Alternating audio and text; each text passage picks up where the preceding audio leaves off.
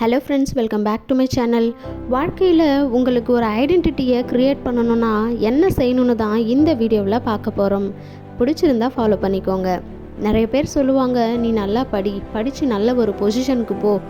இந்த மாதிரி ஒரு நல்ல பொசிஷனுக்கு போயிட்டினா உன்னை நிறைய பேர் நல்ல மரியாதை கொடுப்பாங்க அப்படின்னு சொல்லுவாங்க. ஒரு சில பேர் என்ன சொல்லுவாங்கன்னா, நீ ஒரு பைக் வாங்கு, அடுத்தது ஒரு கார் வாங்கிடு, அதுவும் இல்லை அப்படின்னா நெக்ஸ்ட்டு நீ ஒரு சொந்த வீடு வச்சுருந்தாலே உங்களை நிறைய பேர் மதிப்பாங்க அப்படின்னு சொல்லுவாங்க.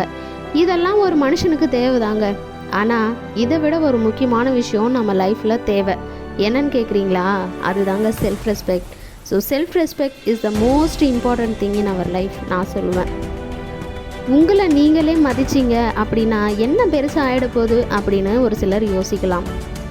ஆனால் இது எந்த அளவுக்கு பெரிய பிரச்சனையாக இருக்குன்னு நம்ம வீட்டில் நம்ம கூடவே இருக்கக்கூடிய நம்ம அம்மாவை பார்த்தா தாங்க புரியும். அந்த காலத்தில் நம்மளோட பாட்டியெல்லாம் பார்த்தோம் அப்படின்னா நிறைய அவங்க ஹஸ்பண்ட்ஸ்க்காக நிறைய சாக்ரிஃபைஸ் பண்ணியிருப்பாங்க. என்ன செஞ்சாலும் சரி அவங்களுக்குன்னு ஒரு தனி ஐடென்டிட்டியே இருக்காது.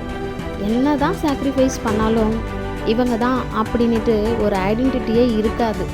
எக்ஸப்ட் மற்றவங்க கிட்ட அவங்க ஹஸ்பண்ட்ஸோ இல்லை ரிலேட்டிவ்ஸோ இவரோட ஒய்ஃப் இவங்க தான் அப்படின்னு சொல்கிறது மட்டும்தான் அந்த இடத்துல இருக்கும். ஸோ கைஸ், அம்மாவாக இருக்கட்டும் சரி, அப்பாவாக இருக்கட்டும் சரி, ஆர் நம்மளோட கிராண்ட் பேரண்ட்ஸோ இல்லை நீங்களோ இல்லை நானோ ஒரு ஐடென்டிட்டியை க்ரியேட் பண்ணணும் அப்படின்னா ஃபர்ஸ்ட் ரெஸ்பெக்ட் யுவர் செல்ஃப். யோசிச்சு பாருங்கள், புரியும். ஸோ இந்த வீடியோ உங்களுக்கு பிடிச்சிருந்தது அப்படின்னா மறக்காமல் சப்ஸ்கிரைப் பண்ணிக்கோங்க. தேங்க்யூ ஃபார் வாட்சிங்.